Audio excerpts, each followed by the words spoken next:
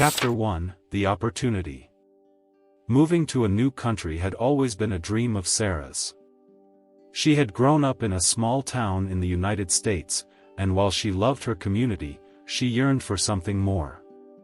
So when she was offered a job in Japan, she jumped at the chance. Sarah's new job was with an international company, and she would be working in their Tokyo office. She had studied Japanese in college, but it had been years since she had spoken the language.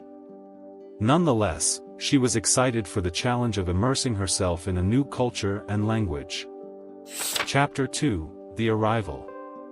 As Sarah stepped off the plane in Tokyo, she was immediately struck by the sights and sounds around her. The language was unfamiliar, the signs were in characters she couldn't read, and the crowds were overwhelming. But she was determined to make the most of her new adventure. Her employer had arranged for her to stay in a temporary apartment until she found a permanent place to live. It was small, but it had everything she needed. Sarah spent her first few days exploring the city and getting her bearings. She visited shrines and temples, tried new foods, and practiced her Japanese with anyone who would listen. Chapter 3: Settling in. Sarah quickly realized that living in Japan was going to be different from anything she had experienced before. The customs and social norms were unfamiliar, and communication was challenging at times. But she was determined to adapt and learn as much as she could. She started taking language classes, which helped her to communicate more effectively with her coworkers and the locals. She also joined a yoga class and a book club, which gave her a chance to meet new people and make friends. Despite these efforts, Sarah still experienced moments of homesickness. She missed her family and friends back home, and the comforts of American culture. But she reminded herself that this was all part of the adventure, and that she was lucky to have this opportunity to experience a new way of life. Chapter 4: Culture Shock. As Sarah settled into her new routine, she started to experience culture shock. She was surprised at how different Japanese culture was from her own. The social customs were intricate and nuanced, and she struggled to understand them at times. She also found it challenging to navigate the daily interactions, such as ordering food at a restaurant or taking public transportation. One day, Sarah was invited to a traditional Japanese tea ceremony by one of her coworkers. She was excited to learn more about the culture, but the experience was overwhelming. The ceremony was filled with complex rituals and customs, and Sarah felt like an outsider. She left feeling confused and frustrated, wondering if she would ever truly fit into this new culture. Chapter 5: The Turning Point.